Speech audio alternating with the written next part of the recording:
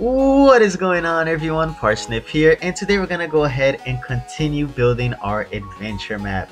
Now, a lot of you did suggest this before, and what we will be building today is actually a village in the Sky Islands. Now, to be precise, this is not actually a Sky Island, it's a Sky Lake, but it fits the theme pretty well, and I think it's something that's great to build with since besides fishing, no one even comes up here.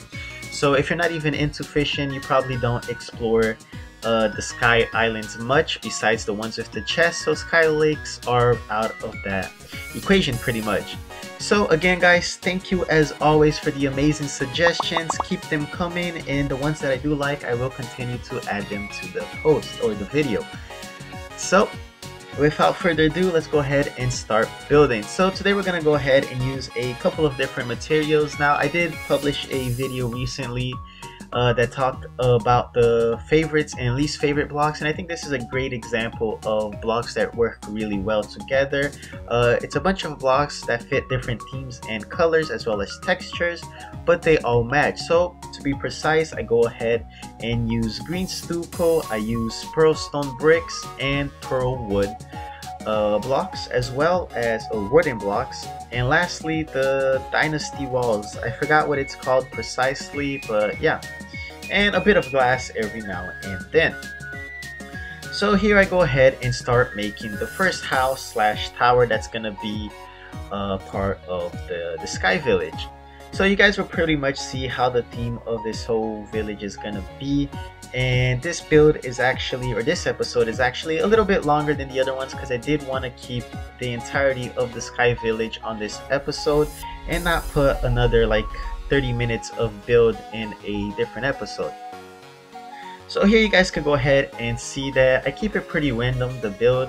You'll notice that each room is layered differently, be it the height or the width, and I think this gives it an overall unique feel to it, as well as the fact that I'm hammering a couple of blocks and other not. It just keeps it really unique compared to other builds that you guys will see throughout the world.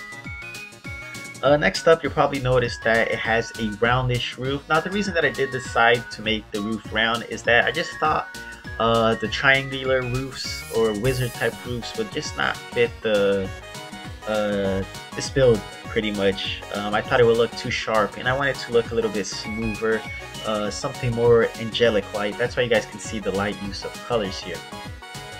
For details, I also go ahead and make some miniature bridges, some fencing, as well as some miniature bushes and little trees pretty much throughout the Sky Island. And lastly, I go ahead and add some clouds sparse throughout the place. So here you guys go ahead and see me adding some details. Now I will be adding the majority of the details throughout the end, so pay no mind to it. And in case I do forget guys, I did add chairs, which was the worst mistakes I did, because by adding those chairs to rooms with lights and doors and platforms and tables, it's suitable for NPCs, so some NPCs have spawned. Therefore, I decided to remove all the chairs from every single room. That way you guys won't have any NPCs. I did put some chairs in a chest in case you guys do want to spawn NPCs here later when you discover this place. I think it's a great asset and a great place for you guys to live. You can go ahead and build more towards this. You'll notice that there's a lot of space still, and in fact, even if you don't build more, there's a good amount of rooms for NPCs or to make this your main house in case you are lazy with building. But please note that if you do decide to live here, it will be a bit hard because of the harpies, and when you do enter hard mode, those white dragons pretty much, they will be spawning here 24/7, so be extra careful when you guys do decide if you want to live here or not, as there will always be harpies because of the height. Here you guys can go ahead and see me make the second structure. Now this is just a little simple house, again following the roundish roof that I kept. Again, the exact same materials. All of these houses, towers, and rooms will follow that exact same material. This one I decided to not make on the main cloud. However, I did decide to make a little cloud above, right above this bridge here on top of this lake, which I thought looked really nice. I really like building bridges and a bunch of small details like this that you guys will see throughout this entire area. In total, there's gonna be, if I'm not mistaken, 5 builds here. which is not huge, but I think it's fitting for the size of the Sky Island. And if you guys didn't notice, I actually did raise the size of the Sky Island. It's about twice as big as the normal ones you guys will find. So pay no mind. Next up, I decided that I didn't like the original roof that I was working with because the walls of the pearl wood blocks just didn't look too good actually when you make them completely solid. So I decided to leave spacing in between, that way it looks like these cool wooden logs. So if you guys do decide in the future that you want rooms or something up here, you'll have to close up the walls, as when you do click to see if it's suitable for an NPC or not, it is not. In fact, it says that it will be missing a wall or something along those lines. Here I continue to add more details, those bushes that I mentioned earlier. Now these bushes are made with rich mahogany leaves through the rich mahogany wand. So yeah, here I go ahead and make the only build that's gonna be under the Sky Island pretty much. I decided that a cool hanging structure with rope and things like that would be pretty cool. Now before I forget as well, I do use the teal paint for the ropes as well as some of the fencing. So if you guys are wondering how I made these walls and stuff, it's pretty much mainly pearl wood and pearl wood fencing with normal rope. You guys, not rope, a type of rope. I forgot which one this is called, if it's the silk ropes or whatnot, or the fabric rope or whatever it's called. It's the purple one that I painted green, but you guys can go ahead and use whichever one. You can use the normal rope in fact and paint it, or just leave it that color, as it works really well again. And here I go ahead and just start making that small room that's going to be hanging. You guys can go ahead and see that I attached a rope to it, painted it green, added some clouds to make it look like it's part of the build itself. I figured this would be a pretty cool place to go ahead and hide your treasures, maybe make this into a room in the future. Overall, I think it looks pretty solid, and okay, this is not actually counted towards those structures that I mentioned before. Since it is pretty small, I think you'll have to close it off and make a door if you want it to be suitable for an NPC room or not. Next up, I decided that I'm gonna make a little house here, or a little tower type thing for fishing. So since this is a sky lake and you will be able to fish, I figured what a perfect opportunity to make a place that you guys can come up to, maybe set teleporters later in the future and just teleport up here. You have a safe zone from harpies and things like that you guys can go ahead and fish. That's why on the bottom floor of this build, I go ahead and leave a little balcony, just a bit of room so you guys can do some fishing, maybe store some chests in here to put crates or fishes and things like that. So you notice on this build in particular that I mess around a lot with the wallpapers and the walls in general. I figured that a variety of wall is always good to help detailing the house. Later on, if you do decide to add furniture or things like that, different furniture from the one that I will be adding, the walls, the way they are set up, makes it look like so that the house is a bit more filled. So you notice that if it was just made with a single type of wall, that the build itself will not look as good when filled with furniture, because again, it lacks like those little touches and details that you'll see in my builds as well as other builds. Next up, I go ahead and start working on the last tower. Now this is going to be pretty much a watchtower. I figured that something on this side would pretty much complete the village. I figured that if you are going to have a village filled with flying birds and dragons attacking it, a watchtower is a must. And since the other side was too filled, I decided to go to the left side across the entire lake and make this tower here. So with the amount of structures that are here, you should be able to go ahead and add a bunch of NPCs if you want to. However, I do suggest not to because of all the harpies, and especially when you hit hard mode after you kill the wall of flesh, it will be incredibly hard to keep those NPCs there because the dragons will probably be killing them all the time. Here I go ahead and follow the same structure that I've been working pretty much so far on all of these builds. It's the round roof, it's the random rooms, the sizes and things like that. If you guys do wonder how I build these, I just pretty much make it up in my mind and go along.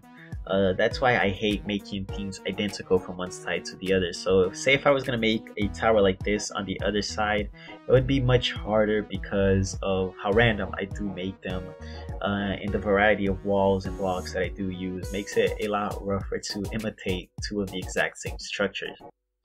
So here I go ahead and make the attic. I add like little blocks on the side, and then I hammer them so that it just gives off a little bit of details, like maybe in the future it's a place to hang plants or something along those lines. Maybe you guys want to hang some lanterns here to give some light and such.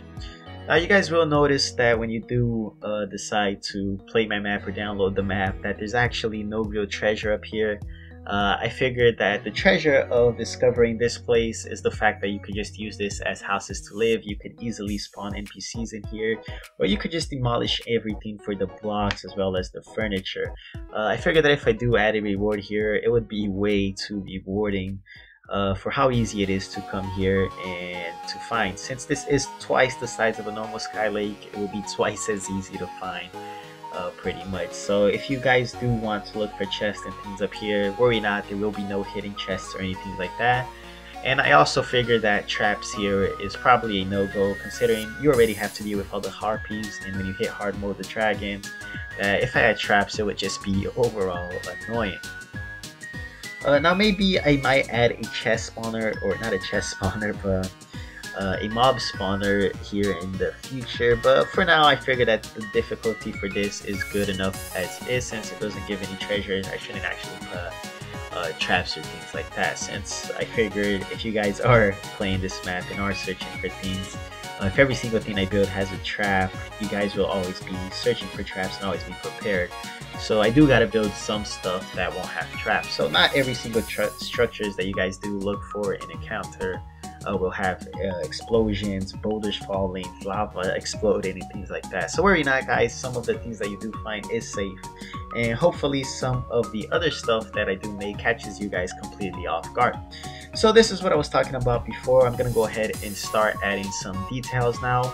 Instead of windows, I did use fencing, the pearl wood fencing, so that it gives a bit of light. So you'll notice that throughout the day, all of the builds will be much lighter than throughout night, because it is using natural lighting from the sun. So yeah, so next up we go ahead and head back to the first tower, guys, and this is where we're gonna go ahead and start adding furnitures and more details. So something that I really do like in a build, and I can't highlight this enough, is the usage of the backgrounds with the furniture. So this means that you use the walls that you made to fit well with the furniture. So you can make like separate rooms without actually having a division in the middle. For example, here in this house, you can go ahead and see that on the top, since it is with two different colors, it feels like it's a little bit separated, the clock towards the normal house. Here's another example. Since there is divisions, it does look like the bathroom has some sort of separation throughout the middle of it. And this is what I was talking about before, guys. I did put chairs sadly on these houses, so NPCs did spawn. I will make sure not to do this mistake again, that way you guys do know, but that way you guys can spawn NPCs yourself. Hopefully you guys don't mind that too much. And that's exactly what I was talking about. You can see there that the guide and the nurse has actually already spawned, which is a huge shame. Next up, I want to go ahead and just quickly talk about the hedges and things like that. So these are little details that I just decided to put as a last resort. And the wallpaper or not the wallpaper, but the diamond gem spark blocks that you guys can go ahead and see me put here, I put it with diamond gem spark blocks, thinking that I could paint it teal with the paintbrush, except it does not actually paint well at all. So hopefully you guys don't mind this too much. I figured that, well, since it is white, it does still look like part of the clouds and whatnot. So guys, that's pretty much it for this episode. As always, thank you all for the amazing suggestions.